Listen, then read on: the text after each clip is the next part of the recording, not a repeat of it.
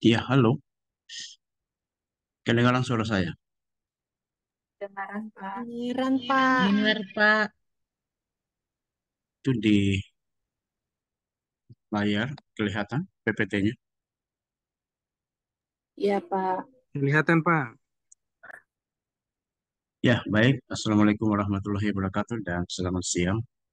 Insyaallah pada siang hari ini kita lanjutkan materi dari perkuliahan sebelumnya, di mana pada perkuliahan sebelumnya kita sudah membahas chapter 1 dan chapter 2. Soalnya siang hari ini kita akan menyelesaikan chapter 3 dan chapter 4 untuk mengajar ketinggalan dari materi kita yang sebelumnya. Ya, baik. Eh, Analisis kebijakan kesehatan. Kalau kita lihat sebenarnya pelayanan kesehatan di Indonesia itu bergerak berdasarkan prinsip private good dan public goods. Private goods mengatakan bahwa pelayanan kesehatan diberikan kepada seseorang itu akan mengurangi jatah orang lain yang membutuhkan. Sehingga tidak semua orang akan memiliki atau mengakses pelayanan kesehatan.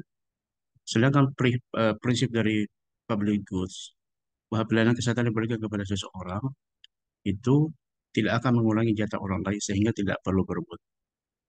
Dua polar inilah di mana penyediaan pelayanan kesehatan yang disediakan oleh pemerintah dikatakan dengan public goods itu berlaku secara umum bagi seluruh masyarakat. Namun pada sektor swasta dikatakan dengan private goods, maka pelayanan kesehatan diberikan kepada seseorang itu akan ada penolakan bagi yang tidak mampu mengakses atau membayar jasa pelayanan kesehatan yang diterima.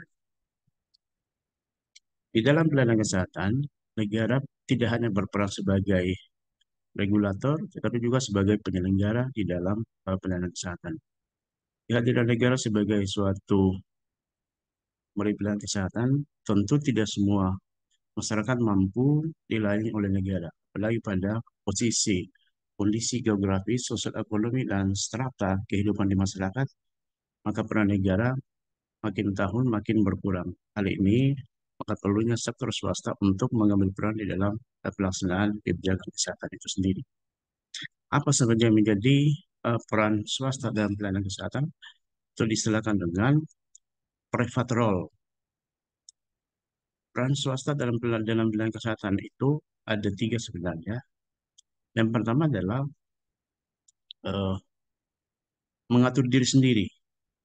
Mengatur diri sendiri itu terkait dengan bagaimana sektor swasta menyediakan pelayanan kesehatan, mengatur tentang sarana dan fasilitas yang harus disediakan, mengatur sumber daya, termasuk misalnya mengatur dalam hal pengelolaan kelembagaan. Yang kedua, peran dari swasta itu adalah melakukan usaha koregulasi. Koregulasi di mana negara dan swasta sama-sama melakukan perjanjian kerjasama untuk memajukan pelayanan kesehatan dengan batasan-batasan hak dan kewajiban yang mengatur kedua belah pihak. Negara memberi kebebasan kepada sektor swasta untuk mendirikan pelayanan kesehatan. Di sisi lain juga negara itu akan melakukan pemantauan. Pada sektor swasta atau private role, di mana sektor swasta itu akan tunduk kepada peraturan-peraturan yang ditetapkan oleh pemerintah, khususnya dalam kesehatan. Itu hanya pengantar. Kemudian kita masuk kepada apa yang menjadi tujuan pembelajaran. Tujuan pembelajaran secara umum yang dipahami pada chapter ini itu ada empat. Yang pertama adalah diharapkan mahasiswa mampu memahami mengapa peran negara menjadi pusat analisis kebijakan politik atau analisis kebijakan kesehatan atau analisis kebijakan publik. Yang kedua, diharapkan masih mampu memahami perubahan peran negara di bidang kesehatan. Kondisi saat ini memang kemajuan ilmu dan teknologi, peran negara semakin kecil dan mendorong pihak swasta dan masyarakat untuk meningkatkan perannya di dalam pelayanan kesehatan. Kemudian yang ketiga, memahami sektor swasta yang berkepentingan dalam kebijakan kesehatan. Apa saja sebenarnya kepentingan-kepentingan dari pihak swasta di dalam kebijakan kesehatan. Kemudian yang keempat itu adalah bagaimana mahasiswa mampu memahami pengaruh sektor swasta atau private role terhadap kebijakan kesehatan itu sendiri. Jadi, private role itu memiliki peran di dalam kebijakan kesehatan karena itu tidak bisa dilepaskan dari kondisi yang ada pada pihak swasta turut berperan di dalam membantu pemerintah dan mensejahterakan masyarakat secara keseluruhan. Apa yang menjadi latar belakang sehingga perlunya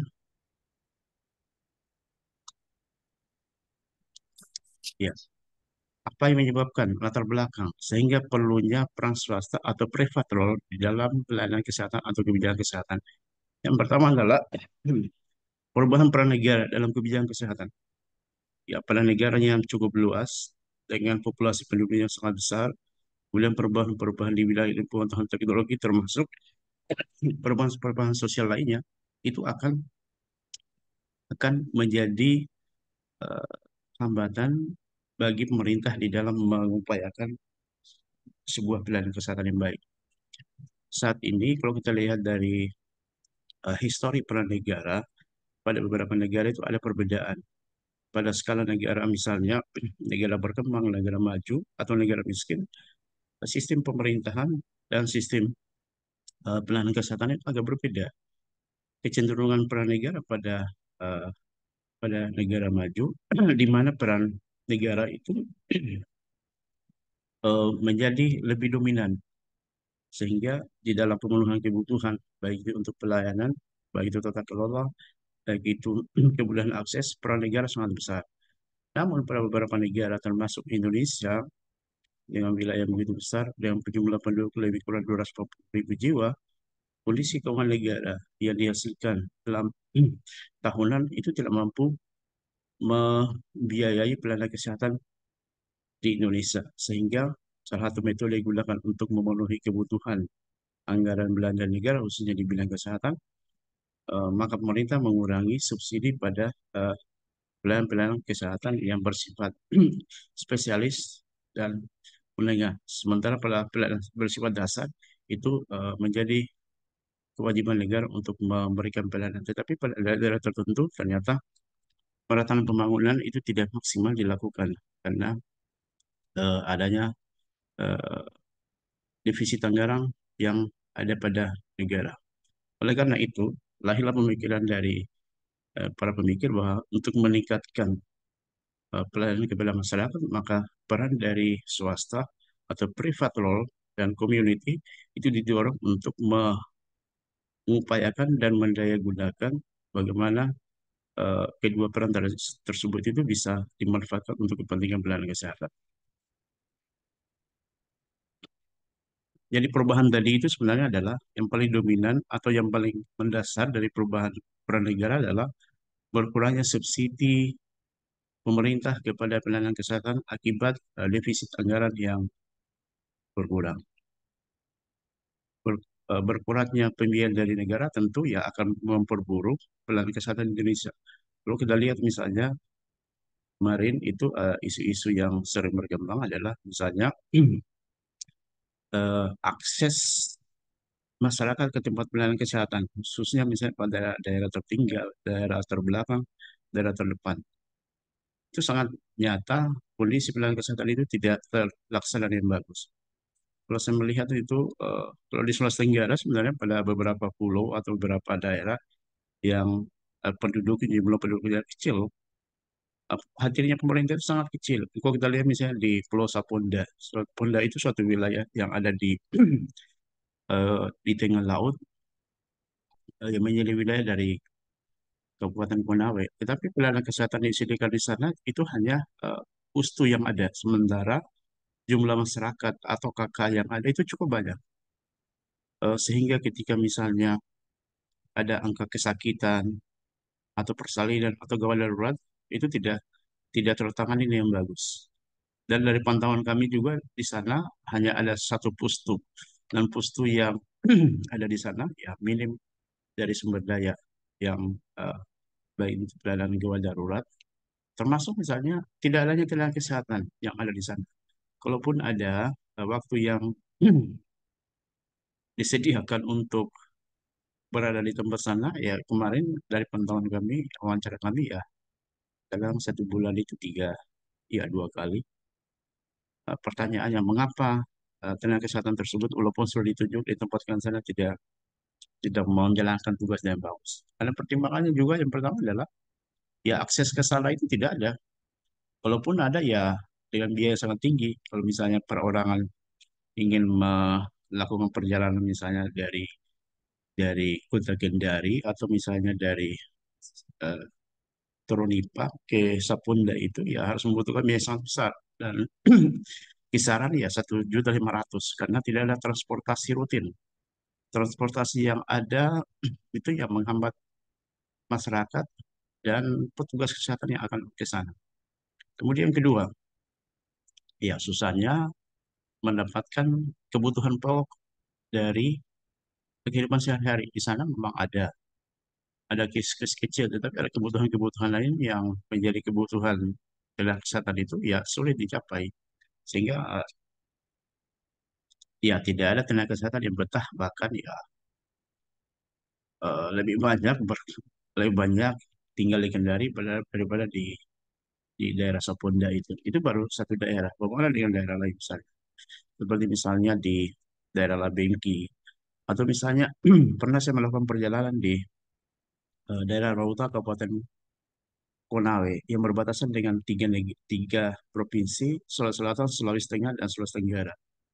Itu untuk akses ke daerah sana itu ya tidak ada sampai saat ini karena harus melewati danau yang begitu menantang. Kemudian kalau misalnya perjalanan melakukan lewat darat misalnya melingkar kemana ya ke Wirano, Konawe Utara sampai ke Purworejo itu sangat jauh dan itu salah satu permasalahan yang dihadapi oleh negara sehingga peran dari negara ya perlu mendorong pihak swasta untuk mengambil posisi untuk membantu pemerintah dalam menyediakan pelayanan. Dan makanya sangat sulit kalau misalnya negara hanya mengandalkan dari ketersediaan dana atau maupun negara, tetapi emas di negara lain pun ya sektor swasta didorong untuk mengambil peran di dalam menyediakan pelayanan.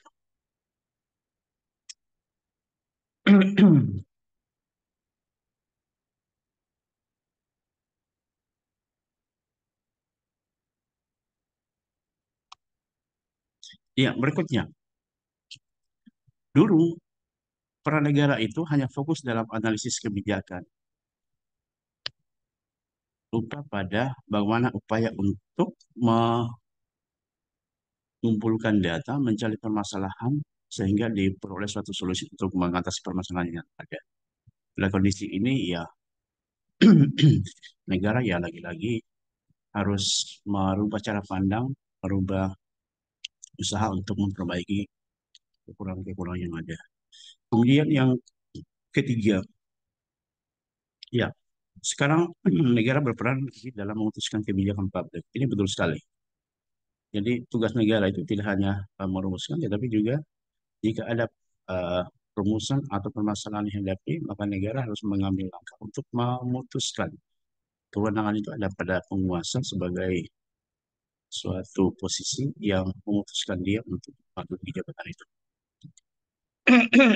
Kemudian, penetapan kebijakan pemerintah itu tidak hanya pada persoalan person, tetapi juga sampai kepada hal-hal yang bersifat privat yang ada pada hidup seseorang. Jadi dia tidak hanya mengatur hal-hal yang bersifat, tetapi juga lebih pada hal-hal yang lebih privat pada hidup seseorang. Contoh misalnya melarang praktik medis swasta di Kuba, ini satu contoh juga. Bagaimana peran negara di dalam mengatur pelayanan kesehatan medis.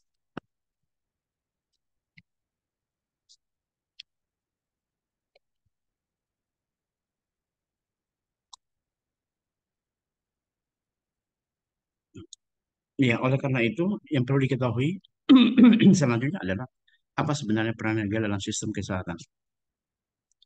Peran negara dalam sistem kesehatan itu tidak hanya merumuskan undang-undang, yang implementasi dari undang-undang dan melakukan evaluasi termasuk melakukan perencanaan untuk skala jangka panjang dan jangka pendek. Adapun secara teknis yang dilakukan oleh negara sebagai peran dalam sistem kesehatan itu adalah yang pertama adalah melakukan atau menyediakan pendanaan pada pelayanan kesehatan. pendanaan pelayanan kesehatan itu diutamakan pada program-program yang bersifat mendasar dan bersifat menengah. Sementara misalnya pada pelayanan kesehatan yang bersifat spesialis dan spesialis, walaupun itu misalnya eh,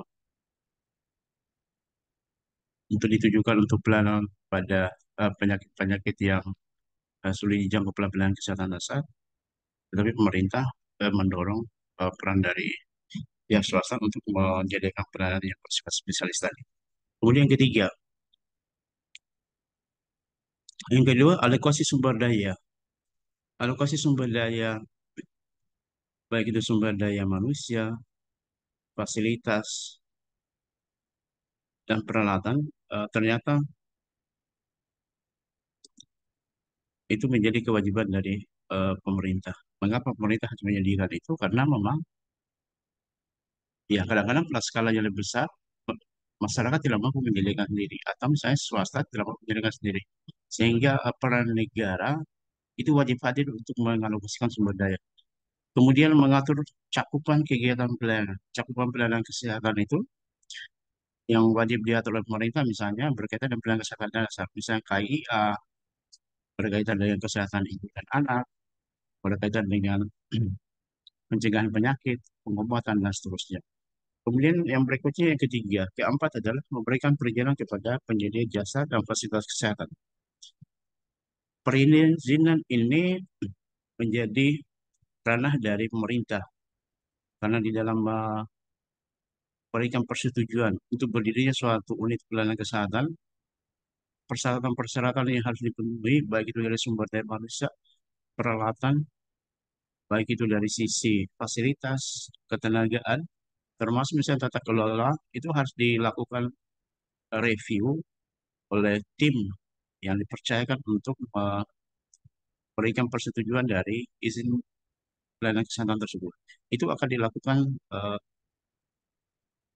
akan dilakukan penilaian secara bertahap dan pada akhirnya memutuskan bahwa unit pelayanan kesehatan yang akan didirikan oleh suatu lembaga akan disetujui berdasarkan review atau berdasarkan penilaian dari tim tadi. Kemudian yang berikutnya adalah menyediakan insentif untuk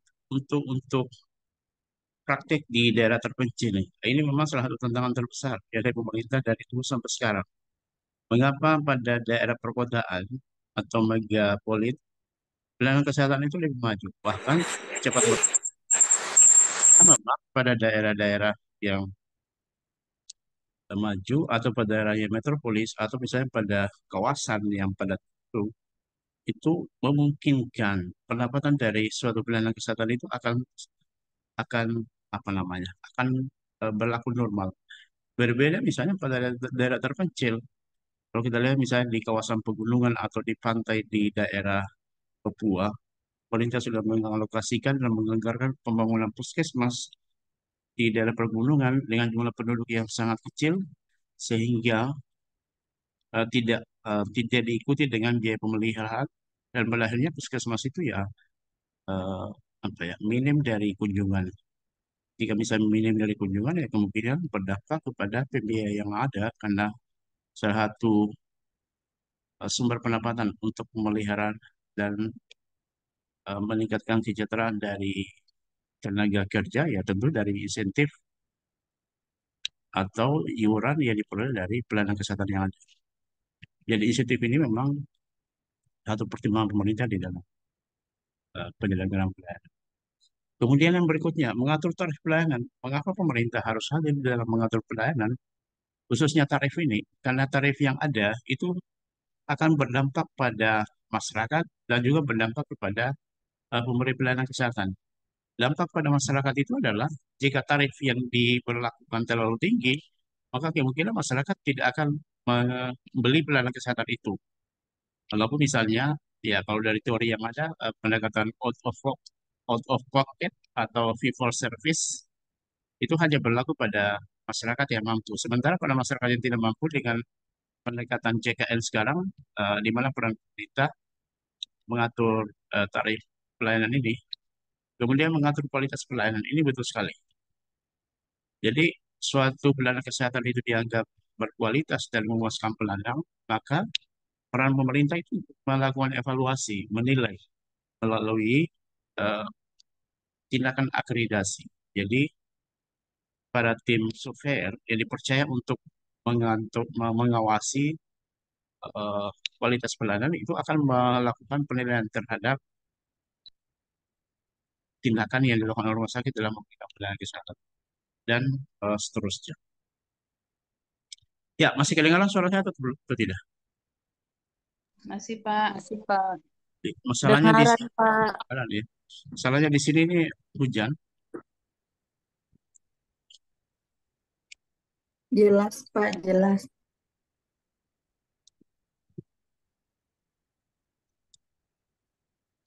Ya, berikutnya, pembenaran mengapa negara itu perlu terlibat di dalam kebijakan kesehatan atau di dalam pelayanan kesehatan. Yang pertama adalah kegagalan pasar. Kalau kita lihat sebenarnya pelayanan kesehatan di Indonesia itu seperti saya katakan tadi, private goods dan public goods. Di mana sebenarnya kegagalan pasarnya? Kegagalan pasar itu adalah bahwa eh, masyarakat untuk mengakses pelayanan kesehatan itu sangat eh, asimetri informasi, sehingga di dalam pelayanan kesehatan masyarakat yang tidak mampu itu akan eh, tidak mendapatkan pelayanan kesehatan karena price atau harga itu ditentukan oleh penyedia pelayanan. Akibatnya apa? Kegagalan pasar. Dan masyarakat dipaksa untuk membeli pelayanan kesehatan yang tidak sesuai dengan kemampuan dia. Itulah kegagalan pasar. Kegagalan pasar ini menurut pemerintah harus ikut campur. Dia harus mengatur. Misalnya pelayanan berkaitan dengan tindakan bedah, itu akan ditentukan berapa sebenarnya harga yang harus ditetapkan, yang harus dibayar oleh pasien kepada pemberi pelayanan kesehatan. Kalau misalnya rumah sakit itu mengatur sendiri, itu kegagalan pasarnya sangat tinggi. Tetapi adanya penentuan tarif berdasarkan unit cost, maka tarif yang ditetapkan itu ya secara rasional akan diterima oleh masyarakat. Mengapa diterima oleh masyarakat? Karena ya, di dalam pelayanan itu tentu ya tidak hanya dari sisi eh, memenuhi kualitas pelayanan, tetapi juga pendapatan harus menjadi perhatian dari pemerintah untuk keberlangsungan pelayanan. Yang kedua, asimetri informasi. Asimetri informasi ini di pelayanan kesehatan itu yang lebih berkuasa atau lebih banyak mengetahui pelayanan itu adalah dokter.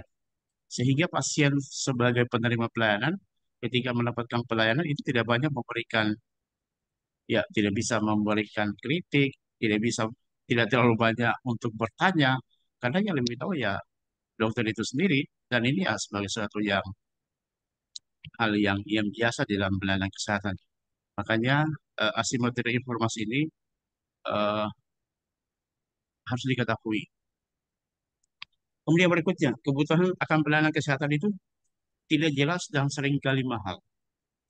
Mengapa tidak jelas dan seringkali mahal? Karena ciri dari pelayanan kesehatan itu kan, ya pernah ya saya menjelaskan itu. Ciri pelayanan kesehatan itu ada 25. Pernah saya jelaskan. Apa saja ciri industri pelayanan kesehatan? Kebutuhan akan pelayanan kesehatan itu kadang tidak jelas dan seringkali mahal.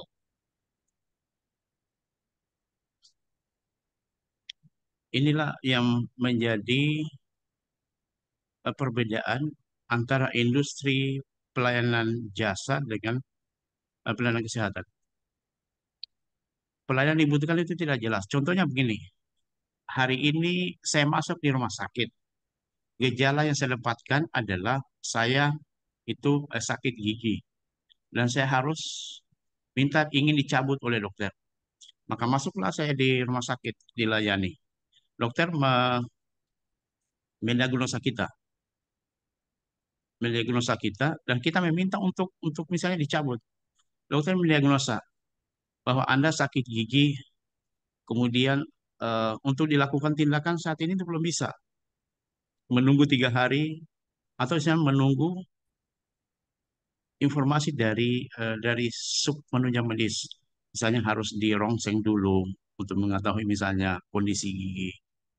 Harus misalnya diperiksa darah. Harus misalnya ya macam-macam. Yang tadinya keinginan kita adalah untuk mencabut gigi, ternyata menjadi tidak jelas. Kenapa tidak jelas? Dokter itu agak ragu memberikan tindakan, agak ragu. Kalau misalnya untuk mencabut gigi, kalau mau ingin pelayanan cepat itu ya pergi di tukang gigi. Gigi kita yang sakit yang mana ini, itu langsung cabut. Tapi kalau di pelayanan kesehatan tidak begitu, dia harus eh, mendapatkan informasi dari dari sub yang lain. Harus dirongseng, harus pemeriksaan darah dulu, harus pemeriksaan gula. Nanti sudah komplit faktor-faktor yang pengaruhi penyakit itu, baru bisa dilakukan tindakan. Jadi kadang-kadang tadinya mungkin cuma satu, ternyata ada kekompleksan tadi, menjadi tidak jelas. Kemudian seringkali mahal. Menurut kita ya paling biaya biaya apa namanya biaya cabut gigi itu mungkin ya murah. Ternyata setelah masuk ke pelayanan kesehatan, intelijen mungkin 100.000 ya bisa menjadi 3 juta. Itu kadang-kadang tiba-tiba mahal dia. Tiba-tiba karena ada eh, apa faktor lain yang tidak pernah kita duga, dan itu ya hanya dokter yang lebih mengetahui tentang itu. Kemudian berikutnya, mencapai keadilan sosial sehubungan dengan akses pelayanan kesehatan. Ini betul sekali nih. Kalau tidak ada pemerintah yang mengatur ini, ya kemungkinan ya pelayanan kesehatan yang ada di Sulawesi Tenggara itu ya paling rumah sakit TPD saja atau rumah sakit TPB. Sementara misalnya rumah sakit tipe A itu ya mungkin di Jakarta saja.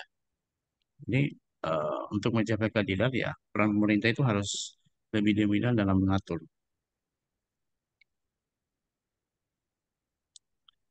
Kritik kepada negara.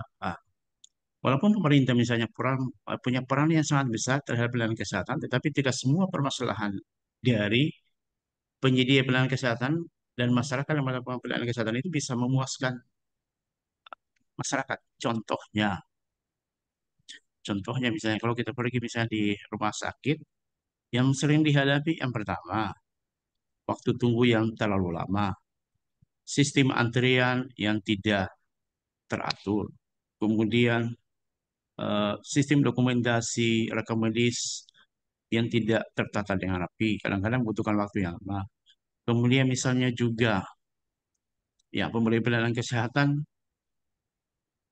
kadang tidak hadir, kadang ya saya kita datang jam 8, ya tunggu jam 10 baru dilayani. Saya pernah itu ke rumah sakit kalau di Bahtera Mas itu begitu, karena memang kekurangan tenaga dokter itu menjadi salah satu permasalahan dihadapi oleh rumah sakit. Kadang-kadang manajerial itu melakukan penekanan kepada dokter, tapi itu sangat sulit karena memang eh, ya pada kebijakan yang lebih tinggi seharusnya pemerintah pusat itu ya mampu memenuhi kebutuhan para dokter tadi. Saya pada jam jam 7.30, walaupun misalnya dokter sudah ada, tapi kan harus di rumah sakit Bahtera Mas itu udah harus ke rawat inap dulu. Ke rawat inap, harus ya visite dulu dia punya pasien. Nanti jam 10 atau jam 11 baru kembali ke poli. Dan itu memang suatu masalah. Ketidakpuasan pada administrasi negara secara umum. Ini betul sekali nih.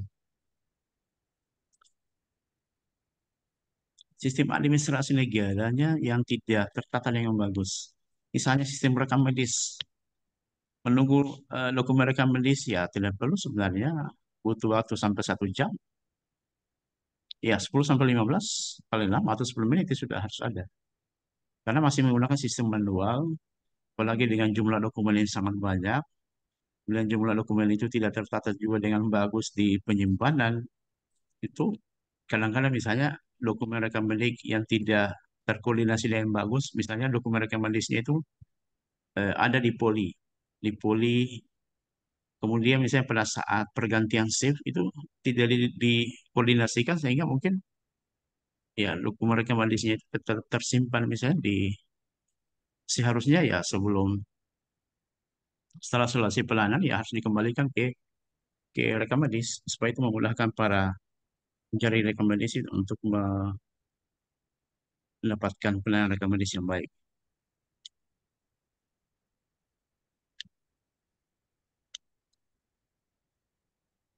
Ya, kemudian lain, tidak demokratis, tidak responsif. Ini kadang-kadang memang eh, di pelayanan kesehatan itu misalnya sikap petugas, ya bukan hanya di pelayanan kesehatan, di kampus pun begitu, tidak responsif. Saya mahasiswa sudah menunggu dari pagi sampai malam. Begitu lagi. Akhirnya apa? Pelayanan itu ya menyebabkan ketidakcepatan pelayanan, kekecewaan kepada pelanggan, dan pada akhirnya ya menjadi pelayanan yang tidak bermutu. Negara dianggap gagal menjadikan pelayanan publik. Ini betul sekali memang ini. Contohnya misalnya di kampus sini, apalagi misalnya sekarang ini, eh, ya kalau kita lihat dari sisi akreditasi cukup bagus. Tapi kan ada beberapa keluhan, misalnya ketersediaan air yang kadang-kadang tidak tersedia yang bagus, misalnya di toilet, kebersihan misalnya, lampu misalnya sering mati, atau misalnya LCD yang macam-macam. Kira-kira seperti itu juga di pelayanan kesehatan. Kemudian tekanan politik. Nah, ini betul juga. Pendanaan masyarakat pada pelayanan kesehatan tidak cost efektif. Ada pendanaan yang seharusnya sudah cepat apa ya? Kalau misalnya pada saat program itu dijalankan, seharusnya pendanaan sudah tersedia. Tapi kadang-kadang pendanaan pada pelayanan yang bersifat vital itu tidak tersedia dana yang cukup. Sementara misalnya pada pelayanan non vital itu tersedia, sehingga tidak cost efektif. Seharusnya sudah bisa jalan, ternyata tidak jalan. Itu berdampak kepada tertundanya pendanaan.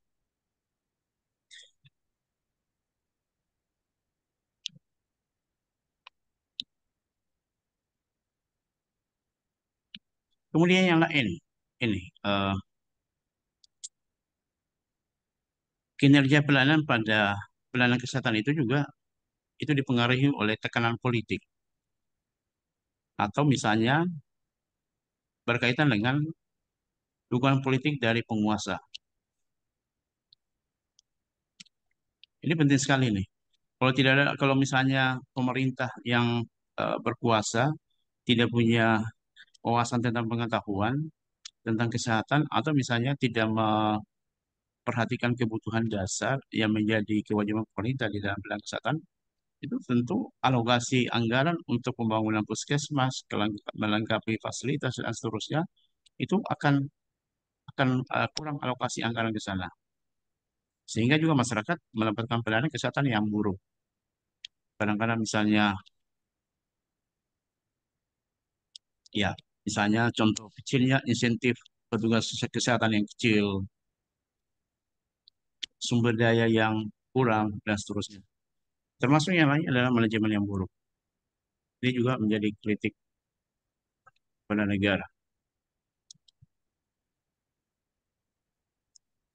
Oleh karena itu, ya, para pemikir dan para ahli mencoba menelah dan mengamati banyak faktorial yang mempengaruhi sistem kesehatan nasional di Indonesia. Tidak hanya dari sisi pemerintah, tidak hanya dari sisi masyarakat, tapi juga dari sektor swasta. Oleh karena itu, ya perlunya penataan kembali peran negara. Peran negara mulai dikurangi. Ketentuan atau aturan yang berkaitan dengan kesehatan itu diperinci, kemudian diperjelas sampai bagian-bagian yang terkecil. Dulu, eh, sistem pelayanan kesehatan itu pada zaman sebelum reformasi, di mana pada sistem sentralisasi itu menyebabkan ketergantungan daerah, di mana misalnya suatu pelayanan kesehatan seharusnya sudah diberikan, tetapi dengan sistem kesehatan sentralisasi untuk mendapatkan pendanaan yang segera itu harus mendapatkan persetujuan dari pemerintah pusat. Akibatnya apa? Ya, memerlukan waktu yang panjang untuk memutuskan anggaran yang ada. Sehingga lahirnya reformasi kemarin, sistem sentralisasi itu sebagai suatu eh, tata kenegaraan yang dikritik dan perlunya penyelesaian wewenang dari sistem sentralisasi ke desentralisasi.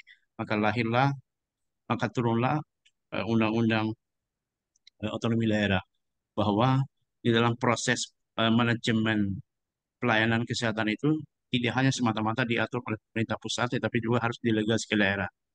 Saat ini yang semakin gencar dilakukan adalah bagaimana meningkatkan status status rumah sakit atau status puskesmas dari satuan kerja perangkat itu menjadi rumah sakit atau puskesmas yang bersifat mandiri dengan mengelola sendiri dana yang ada dalam bentuk BLU.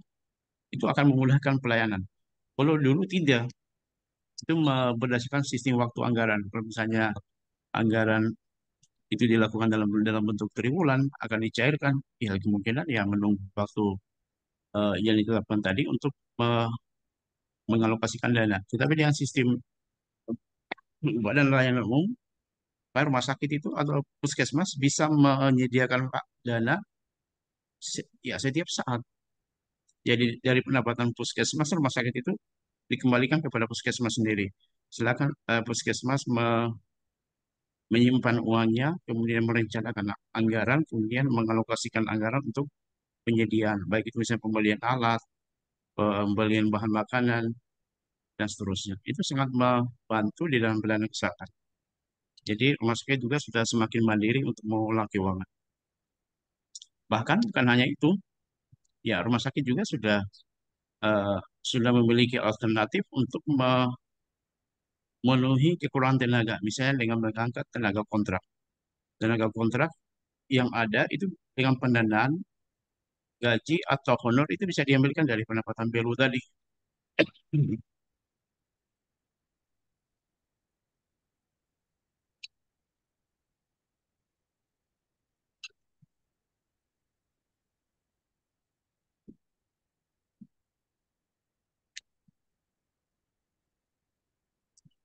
Ya, kemudian reformasi pelayanan kesehatan. Reformasi pelayanan kesehatan itu dimulai pada dekade tahun 80-an. Mengapa sebenarnya perlunya reformasi di bidang pelayanan kesehatan? Karena ternyata hambatan-hambatan di dalam pelayanan kesehatan peran negara itu besar. Tetapi kemampuan negara untuk mengelola pelayanan kesehatan itu tidak mampu dikelola yang bagus. Sehingga para para pakar, para ahli itu mereka menginginkan adanya reformasi. Reformasi itu peran negara dikurangi, bukan dikurangi, disesuaikan dengan keadaan. Kemudian peran swasta itu harus ditingkatkan. Dulu peran negara itu ya melarang sektor swasta untuk mengambil peran di dalam pelayanan.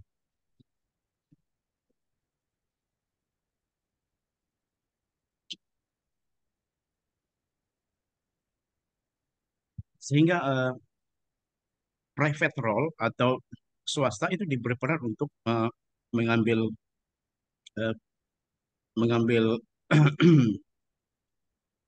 tindakan di dalam menyediakan pelayanan kesehatan, sehingga dan negara itu akan melakukan pengawasan terhadap pelayanan yang disediakan oleh provider. Kemudian yang keempat itu, ya pemerintah perlu memberdayakan sektor swasta. Mengapa sektor swasta diberdayakan? Ya supaya ada apa namanya? Ada pemenuhan penyediaan pelayanan kesehatan. Ini tahun 80 sampai tahun 90. Negara memberikan kesempatan pada sektor swasta. Inilah peran tadi. Peran negara itu diperkecil, peran swasta didorong untuk ambil bagian. Private role itu kan ada dua sebenarnya yang diinginkan. Yang pertama adalah keberlanjutan usaha yang mereka dirikan. Yang kedua adalah keuntungan. Ini ini ini ini yang merupakan tujuan dari sektor swasta. Yang pertama itu adalah usahanya tidak hanya untuk hari ini, tetapi yang kedua juga adalah keuntungan dari pelayanan itu.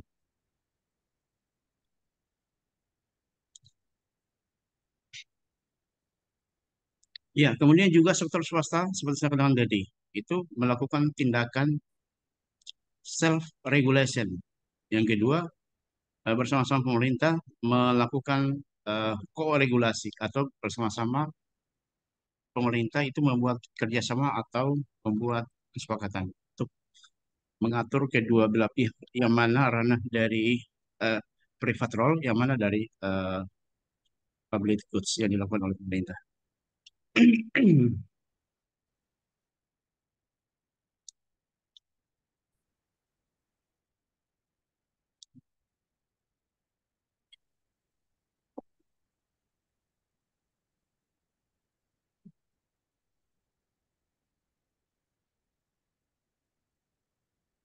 ketika pemerintah memberikan peran kepada pihak swasta, maka dengan sendirinya pihak swasta itu memiliki deal-deal kepada pemerintah, dan ini akan menguatkan posisi mereka di dalam mempengaruhi kebijakan. Apa sebenarnya apa sebenarnya kondisi yang kondisi yang menguatkan private role sehingga punya posisi tawar di pemerintahan? Yang pertama adalah perusahaan itu memberikan insentif pajak kepada negara. Itu memberikan insentif kepada negara. Sehingga mereka ya punya kekuatan untuk memberikan atau ya punya kekuatan untuk mempengaruhi kebijakan. Kalau misalnya pajaknya terlalu tinggi, ya pemerintah itu akan berdiskusi dengan pihak swasta. Begitu juga pihak swasta itu akan melakukan kritik. Semakin tinggi pajak, itu akan memperkecil keuntungan mereka. Semakin tinggi pajak, pemerintah harapannya adalah pendapatan negara itu akan meningkat. Tetapi pihak swasta itu akan eh, tidak diuntungkan pada posisi itu.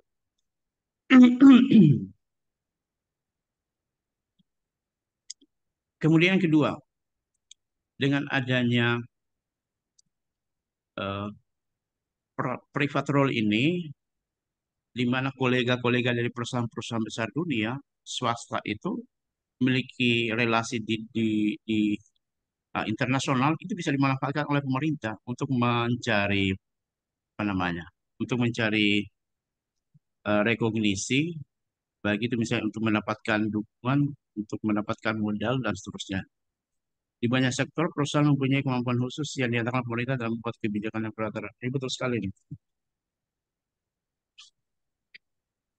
Ya, kadang-kadang negara walaupun sudah memikirkan permasalahan yang dihadapi oleh masyarakat, tetapi tidak secepat dengan pihak swasta untuk menyediakan. Misalnya, pihak swasta itu sudah mampu membeli teknologi, membeli eh, tenaga-tenaga ahli yang dari luar negeri, dipekerjakan dalam sektor swasta.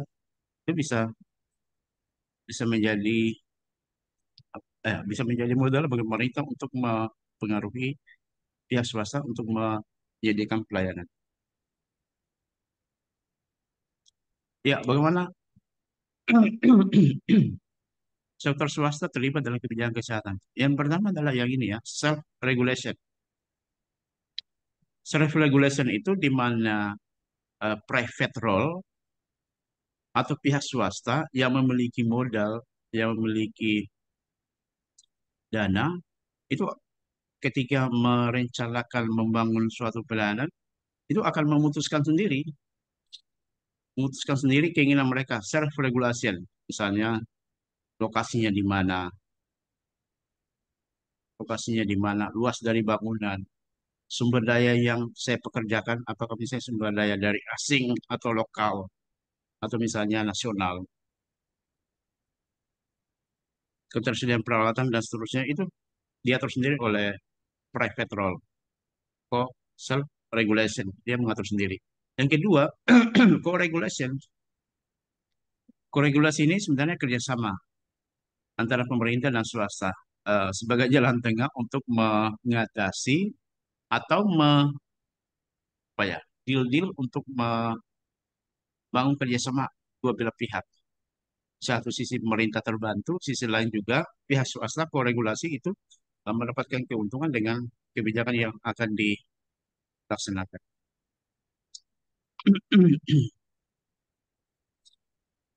Dua tipe self-regulation.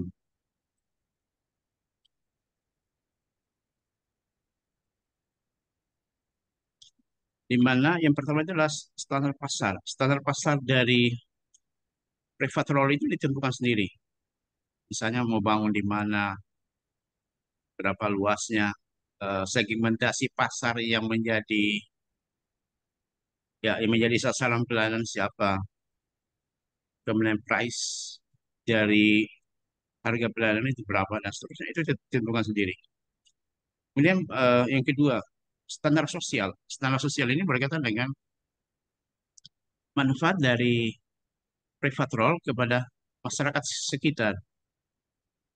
Atau misalnya dengan hadirnya pelayanan itu tidak menimbulkan masalah baru juga di masyarakat.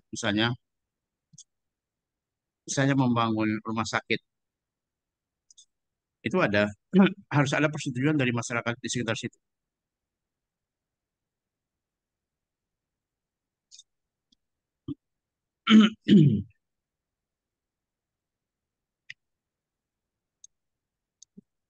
Ya, sektor swasta dari kebijakan publik. Yang pertama, sektor swasta itu seringkali dipengaruhi oleh kebijakan publik. Ya, memang sektor swasta, dia harus diatur oleh negara. Tidak bisa di dalam pelayanan kesehatan itu saya suka hati untuk memberikan pelayanan, tapi harus diatur oleh negara. Jika ada permasalahan berkaitan dengan kebijakan publik, maka mereka itu akan melakukan co-regulation, itu akan melakukan diskusi, itu akan melakukan eh, melakukan diskusi, kemudian melakukan pendekatan dengan pemerintah untuk membicarakan hal-hal yang baik itu yang bersifat teknis, itu akan dibicarakan dengan pemerintah. Mereka bagaimana melakukan itu dengan cara ini, melakukan lobby kepada pemerintah untuk ikut di dalam merevisi kebijakan atau misalnya di dalam melakukan telah kebijakan sehingga peraturan yang dihasilkan itu tidak mengurangi atau tidak merugikan dari pihak swasta.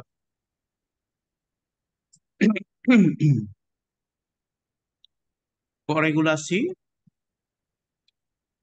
koregulasi ini di dalam menghasilkan suatu kesepakatan itu dilakukan dengan cara kompromi. Jadi pemerintah dan swasta itu melakukan negosiasi terhadap kebijakan yang akan dirumuskan atau direview atau dilakukan perbaikan. Pihak swasta akan mengambil tanggung jawab atas penerapan ketentuan tersebut. Jadi ketika misalnya regulasi itu sudah disepakati, maka pihak swasta itu punya kewajiban, punya hak dan kewajiban. Dan pihak swasta itu harus menjalankan kewajiban tadi berdasarkan poin-poin yang telah disepakati. Kemudian itu ada unsur lain yang akan melakukan pengawasan. Begitu misalnya NGO, non-NGO, mereka diberi peran oleh negara untuk melakukan pengawasan. Apalagi misalnya pengawasan yang sekarang itu ya pengawasan publik juga lebih diutamakan tidak hanya dari sisi pemerintah.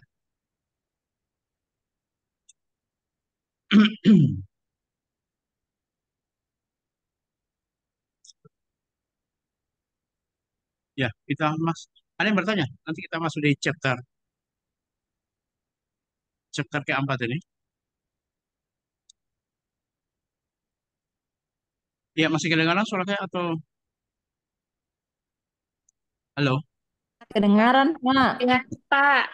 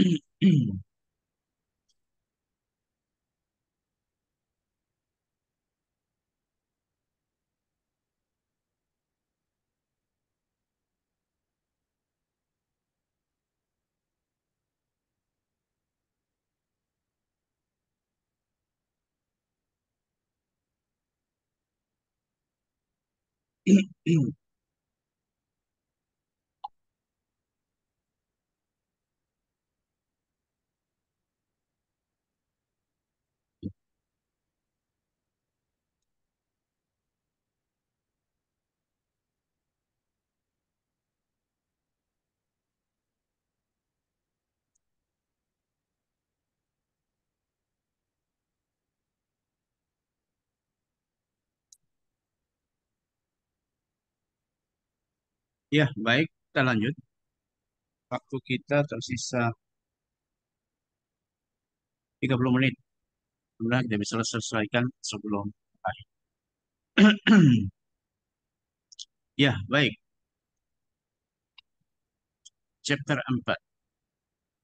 Bab keempat ini kita bicara tentang setting program. Apa yang harus dilakukan untuk menyelesaikan masalah yang dihadapi oleh masyarakat dengan menggunakan rumusan kebijakan dan perbaikan kebijakan yang akan dilakukan oleh kepentingan yang ada. Tujuan pembelajaran yang pertama adalah apa sebenarnya itu agenda kebijakan. Yang kedua, para mahasiswa ini memahami cara pokok persoalan yang dihadapi oleh masyarakat itu bisa menjadi isu dan bisa menjadi agenda nasional dalam perumusan kebijakan. Kemudian yang ketiga, bagaimana cara memahami persoalan yang terjadi di masyarakat, kemudian dilakukan prioritas masalah dan diperoleh faktor apa sebenarnya yang menjadi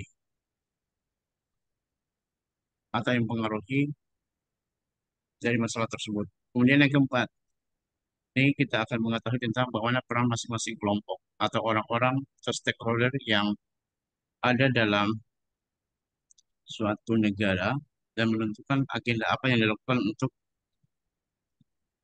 merumuskan kebijakan tersebut. Ya, kita lihat apa sebenarnya definisi dari setting program atau agenda kebijakan itu. Agenda kebijakan sebenarnya adalah persoalan atau isu yang dihadapi oleh masyarakat atau yang dihadapi oleh negara sehubungan dengan suatu kegiatan atau suatu kondisi pada sebuah negara.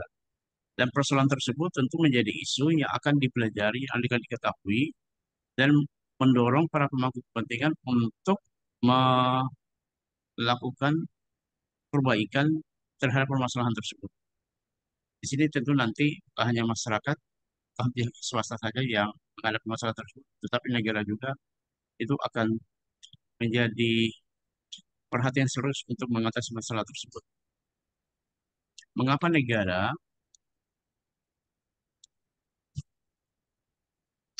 menganggap bahwa persoalan tersebut adalah menjadi persoalan yang harus diagendakan dalam sebuah kebijakan? Yang pertama adalah persoalan tersebut menjadi isu, maka persoalan dihadapi itu persoalan yang terjadi sehari-hari di lingkungan kita dan harus direspon dengan bagus.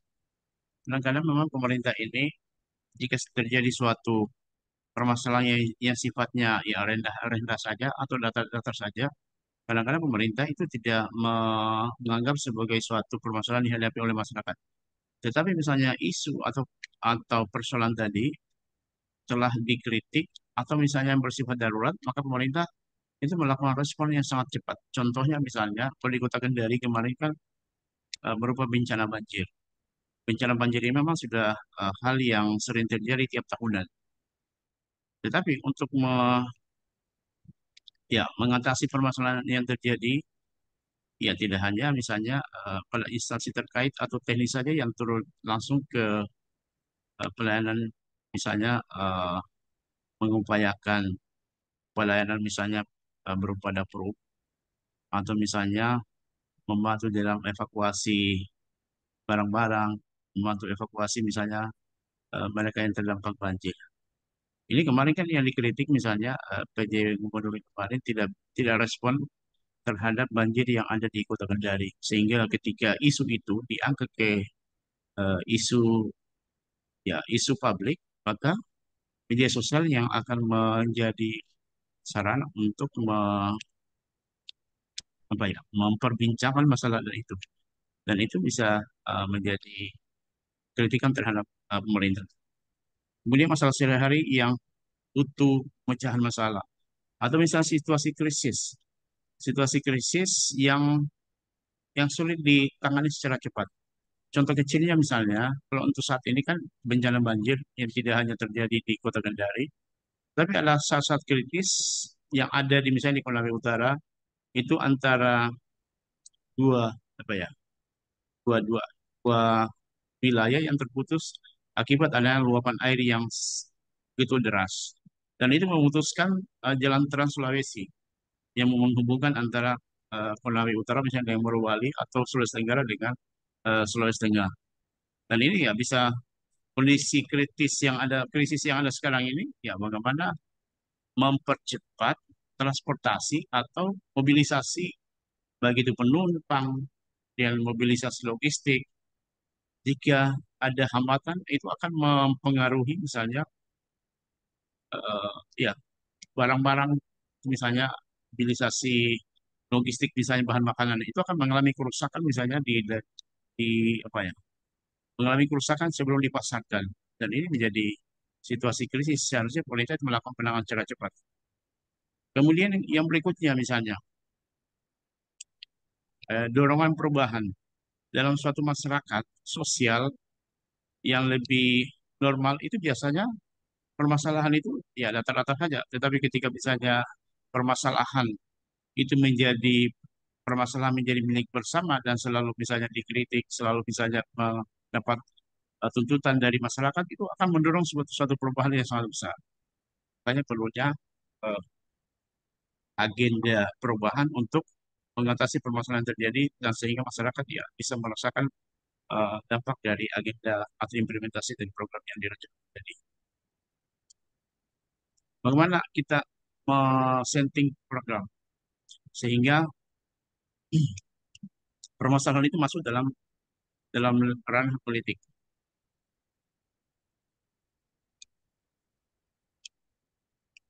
Yang pertama adalah kita identify terhadap suatu kondisi atau permasalahan yang ada ditemukan di masyarakat. Itu baik misalnya yang bersifat natural, atau misalnya juga suatu kondisi yang darurat tadi. Itu bisa menjadi suatu isu yang diangkat ke dalam sebuah agenda. Yang kedua, pokok persoalan yang paling penting.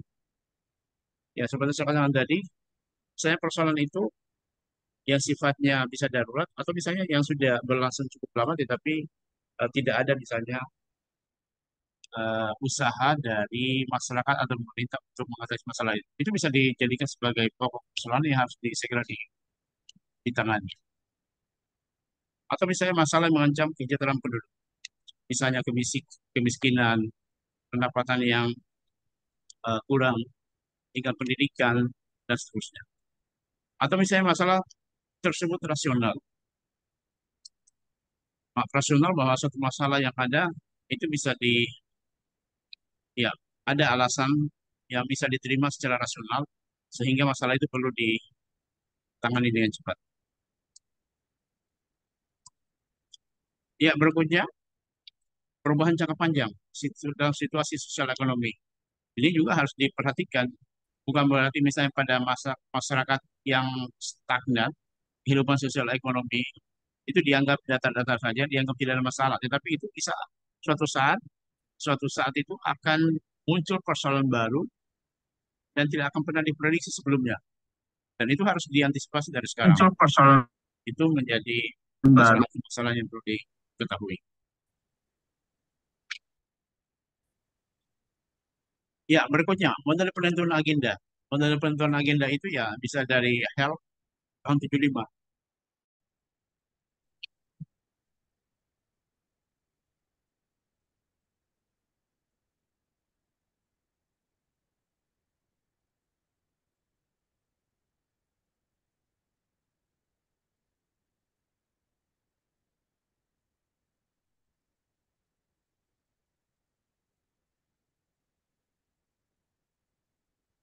Ya, atau model misalnya dari Kingdom.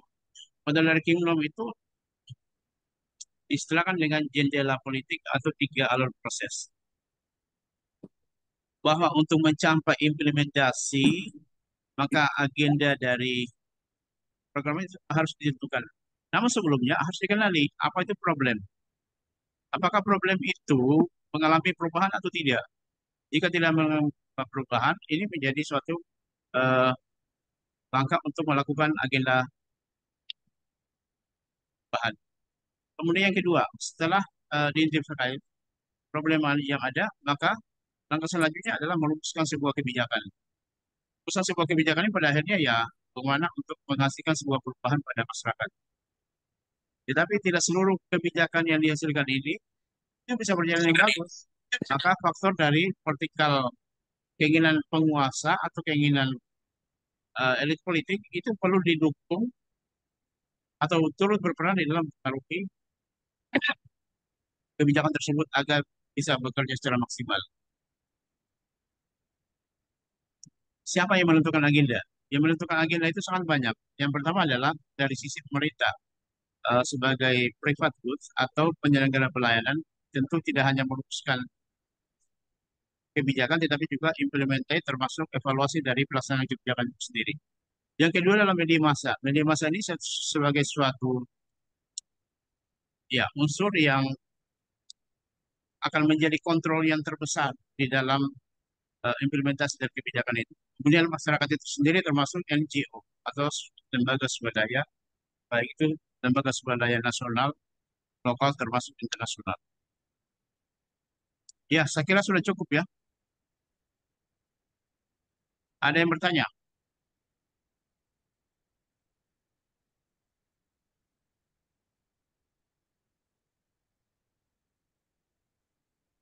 Ya, nanti kita lanjut di minggu depan ya. Karena di sini juga tidak terlalu kedengaran ini karena situasi hujan. Iya, Pak.